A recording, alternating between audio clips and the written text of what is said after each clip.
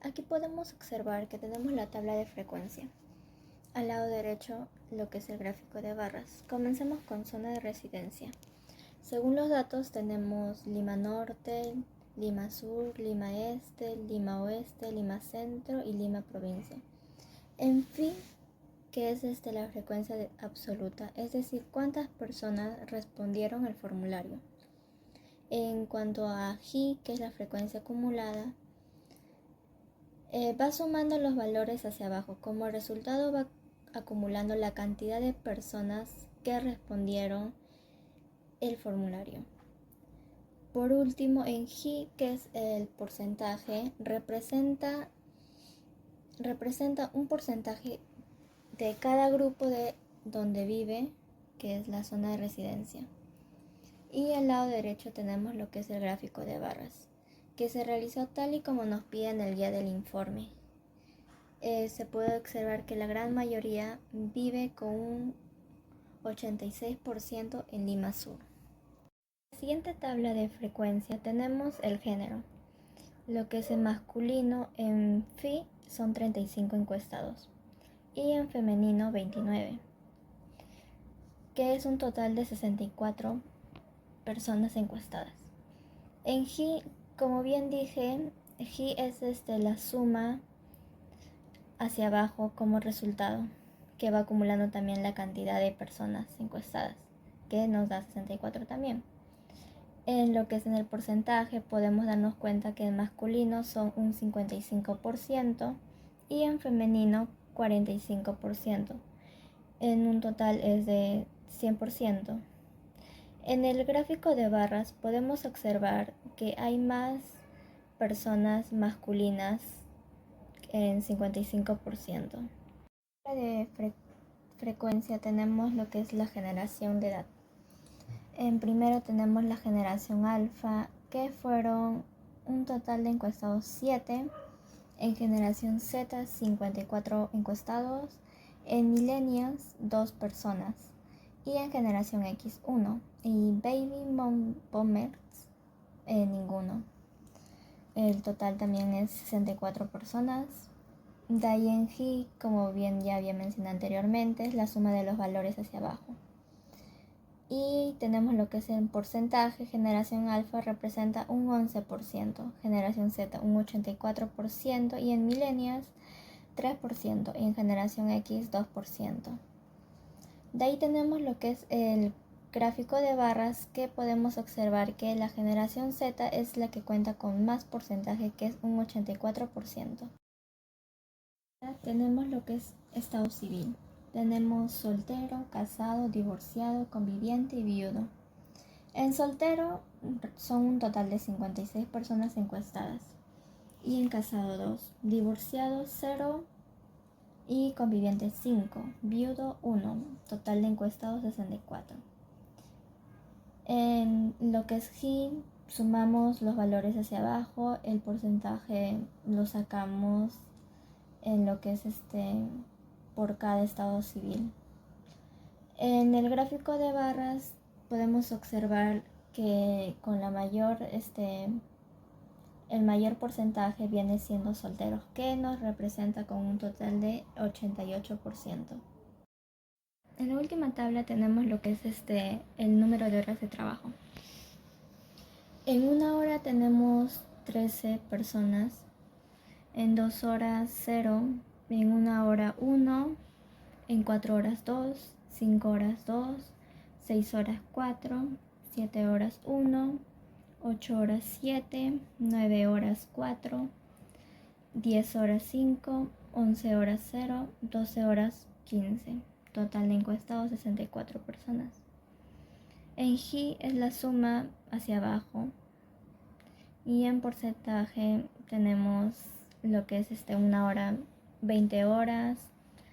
De ahí en 2 horas 0, 3 horas 2, 4 horas 3, 5 horas 3, 6 horas 6%, 7 horas 2%, 8 horas 27%, 9 horas 6%, 10 horas 8%, 11 horas 0% y 12 horas 23%, un total del 100%.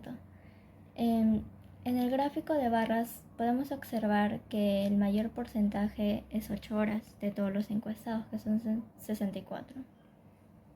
De acuerdo con los datos recolectados sobre las horas de trabajo diario, se elaboró una tabla de frecuencia que permite analizar la forma detallada de la distribución de la variable.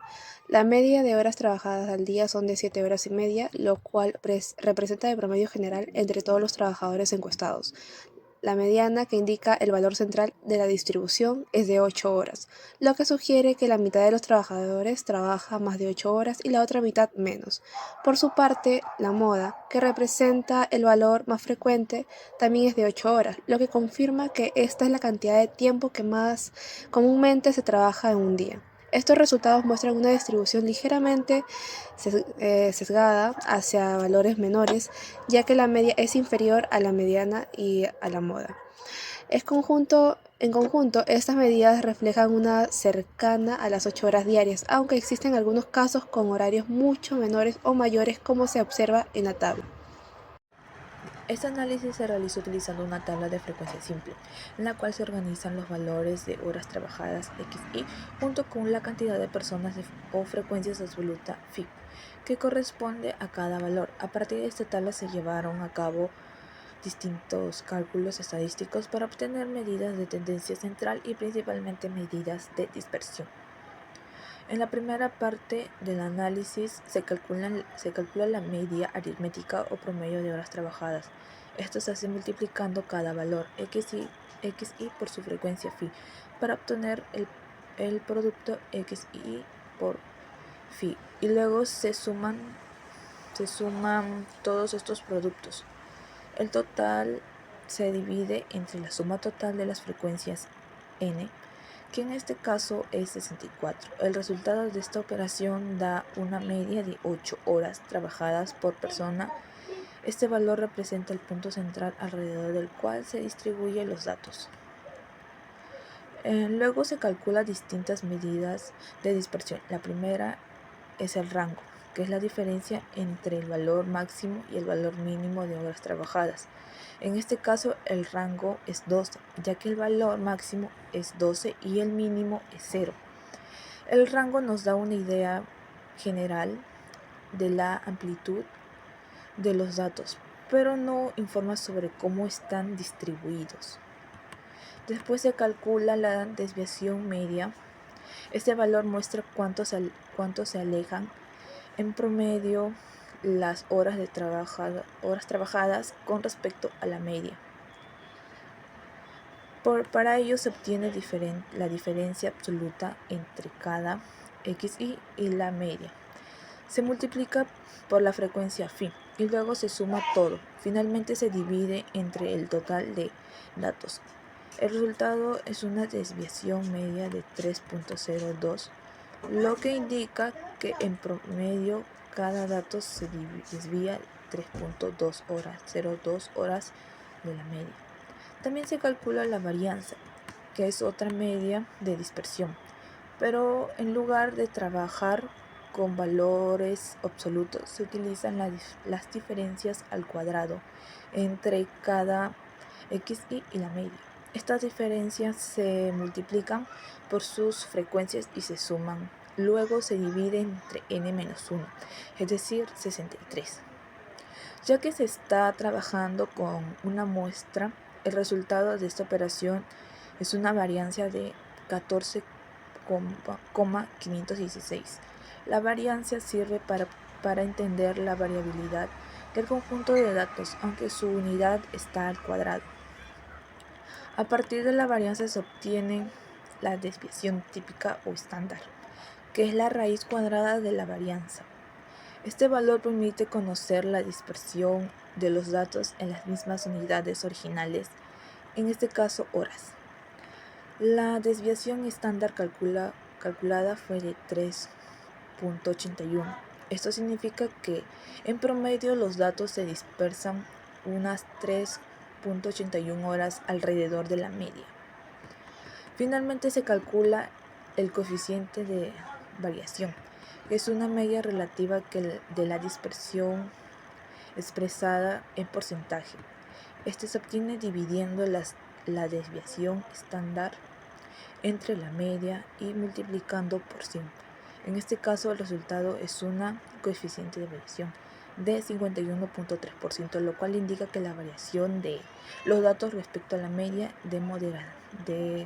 es moderadamente alta. Mientras mayor sea este porcentaje, mayor será la dispersión relativa. Es importante destacar que en una parte aparece erróneamente como 0.48%, pero el valor correcto según los datos es 51.3%.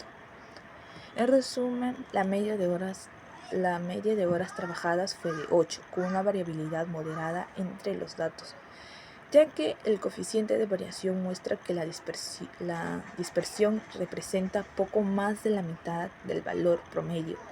Estas medidas permiten entender no solo el promedio, sino también cómo varían los datos en el conjunto analizado. Para empezar, hicimos una tabla en la que están los encuestados, los 64 encuestados, obviamente con sus respectivas respuestas, ¿no? Sobre el formulario. Y bueno, hicimos la tabla de los rangos en la zona de residencia y lo hicimos mediante, bueno, lo fusionamos y demostramos en un cuadro. En un gráfico en el que se muestra una relación entre el nivel de dependencia emocional y la variable zona de residencia, ¿no?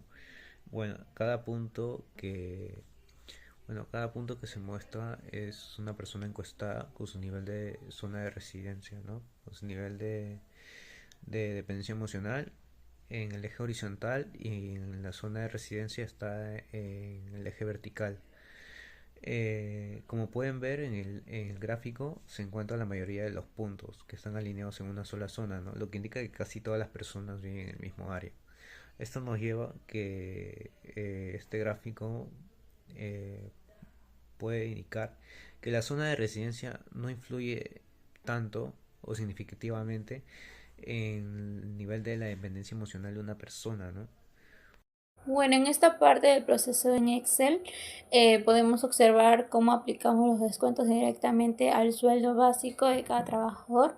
Primero ya tenemos registrado el sueldo básico y los diferentes tipos de descuento.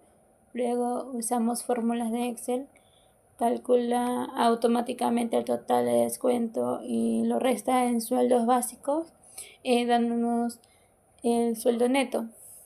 En la hoja vemos cómo se estructuran las columnas, una para el sueldo base y otra para los descuentos y finalmente una para el sueldo neto. Las columnas se copian hacia abajo para todos los trabajadores, lo que permite automatizar el cálculo sin hacerlo uno por uno. Este proceso es clave porque garantiza precisión y ahorro de tiempo al manejar plantillas de sueldo. Además, si algún dato cambia, como el monto del descuento o el sueldo base, Excel actualiza automáticamente el resultado final, ya que son fórmulas.